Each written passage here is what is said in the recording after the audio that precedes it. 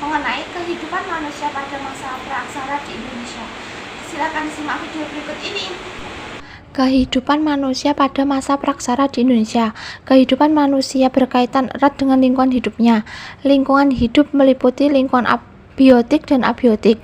Lingkungan abiotik telah lama dimanfaatkan oleh manusia untuk menunjang kehidupannya. Pada masa praksara, manusia telah menggunakan perangkat-perangkat yang diperoleh dari alam untuk mencari makanan dan mempertahankan kehidupannya. Perangkat-perangkat itu saat itu menjadi bukti sejarah peradaban nenek moyang kita. Zaman Pleistosen disebut juga Diluvium. Periode ini berlangsung kurang lebih pada 600.000 tahun yang lalu, ditandai dengan munculnya manusia purba. Masa ini seringkali disebut sebagai zaman es atau glasial, yang ditandai dengan mulai meluasnya es yang bertumpuk di kutub utara karena terjadi perubahan iklim global hingga menutupi sebagian Asia Utara, Amerika Utara, dan Eropa Utara. Apabila suhu turun, maka lapisan es akan semakin luas yang menimbulkan air laut menjadi turun. Kemudian, sebaliknya, jika suhu udara naik, maka es akan mencair, sehingga daerah yang tertutupi es berubah menjadi makin berkurang dan menyebabkan permukaan air laut naik. Periode ini disebut zaman interglasial. Pada zaman Pleistosen ini, hewan-hewan yang berbulu tebal seperti mamut atau gajah berukuran besar dan berbulu tebal dapat bertahan hidup, sedangkan yang berbulu tipis migrasi ke wilayah tropis yang lebih hangat.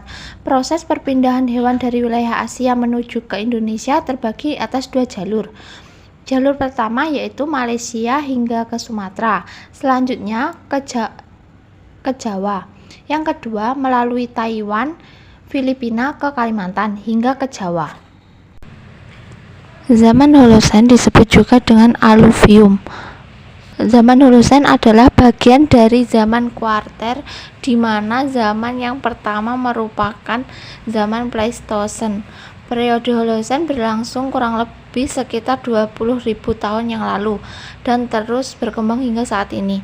Pada masa ini ditandai dengan munculnya manusia cerdas atau sering disebut Homo sapiens. Pada masa ini, Kepulauan Indonesia telah terbentuk dan tidak lagi menyatu dengan Australia maupun Asia. A. Perpindahan hewan dan manusia. Perubahan permukaan air laut pada masa glasial berdampak besar terhadap geografi fisik Kepulauan Indonesia. Evolusi lingkungan purba tidak hanya dipengaruhi oleh perubahan iklim. Gejala geologis seperti letusan gunung api juga membawa perubahan besar pada bentang darat. Letusan itu dari waktu ke waktu merusak vegetasi yang ada sehingga mengakibatkan terjadinya kolonialisasi lereng gunung oleh tanaman perintis. Pada saat yang sama, gempa tektonis yang menyebabkan Pulau Jawa berbentuk seperti sekarang ini juga menimbulkan perubahan besar pada wajah bumi. Akibat surutnya air laut, hutan-hutan bakau dan rawa-rawa luas terbentuk di dataran rendah Jawa, tetapi kemudian hilang. B. Manusia pertama. Pithecanthropus adalah manusia pertama yang menyeberang ke daerah Khatulistiwa menjadi penghuni Pulau Jawa. Evolusi manusia di Jawa berlangsung lebih kurang 1 juta tahun. Manusia pertama harus menyesuaikan diri dengan lingkungan yang sering berubah-ubah, yang kemungkinan besar sangat mempengaruhi kehidupan dan kebudayaan mereka. Selanjutnya, masa prasejarah. Paleolitikum atau masa berburu dan meramu. Pada zaman ini kehidupan manusia masih sangat tergantung pada alam dan berpindah-pindah. Makanan didapat dari sumber makanan yang ada di sekitar tempat tinggal. Tempat tinggal manusia pada masa ini biasanya dekat dengan sumber air yang berpohon banyak dan berelief datar. Alat-alat yang digunakan masih sangat sederhana bentuknya dan terbuat dari batu atau tulang. B. Zaman Mesolitikum atau Batu Tengah. Pada zaman ini, manusia hidup di gua-gua dan masih berpindah-pindah. Makanan didapat dengan cara berburu hewan-hewan liar dan buah-buahan dari pepohonan yang ada di hutan. Manusia masih menggunakan alat-alat terbatas yang terbuat dari batu dan tulang dengan bentuk yang lebih baik. Sumber daya alam masih mampu memenuhi kebutuhan hidup manusia.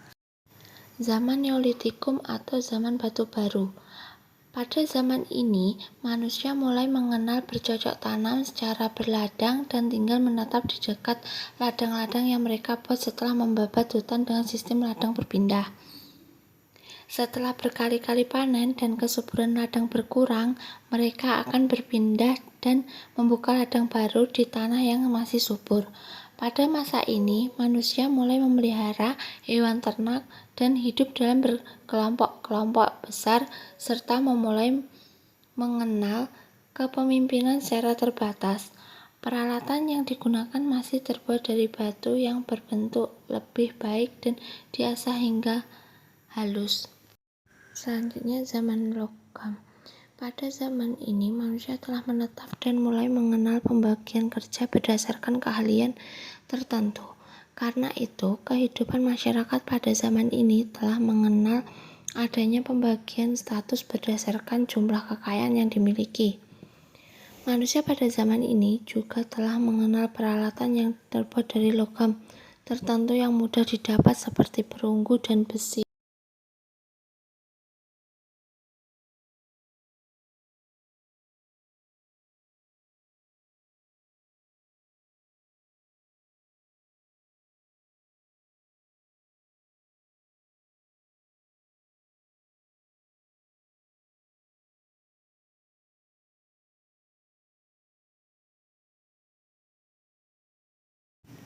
A. Meganthropus palaeo-javanicus.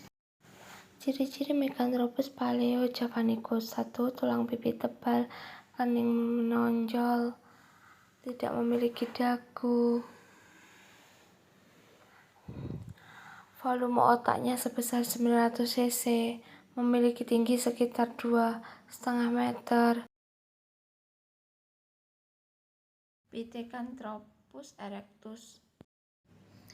Ciri-ciri Pithecanthropus erectus: 1. Berbadan tegap dengan alat pengunyah yang kuat. 2. Berjalan tegak. 3. Tinggi badan berkisar antara 165 sampai 170 cm dengan berat badan kurang dari 100 kg.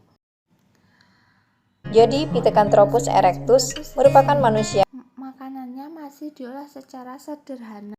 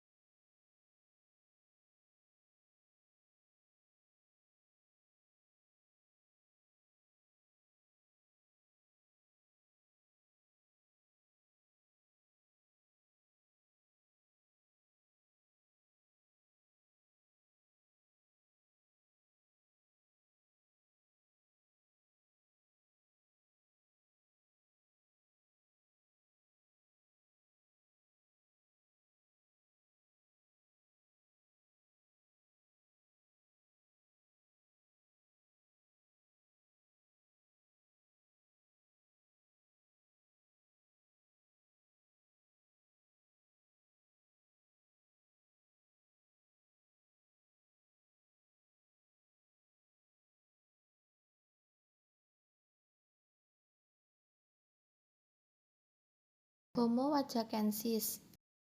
Ciri-ciri Homo wajakensis: memiliki volume otak sekitar 1630 cc, memiliki tulang tengkorak rahang atas bawah serta tulang paha dan tulang kering, muka datar dan lebar, rahang tergolong padat dan memiliki gigi yang besar, tinggi tubuh sekitar 173 cm. Homo soloensis.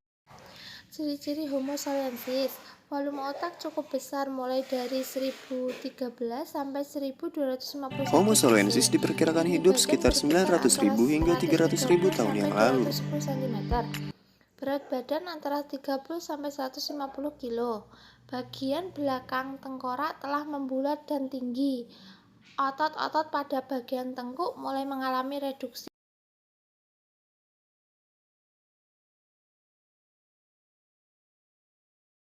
Pithecanthropus mojokertensis. Ciri-ciri Pithecanthropus mojokertensis: Memiliki badan yang hampir tegak dengan tinggi sekitar 165-180 cm. Punya alat kunyah gigi berupa geraham dan rahang yang kuat. Bagian kening terlihat menonjol.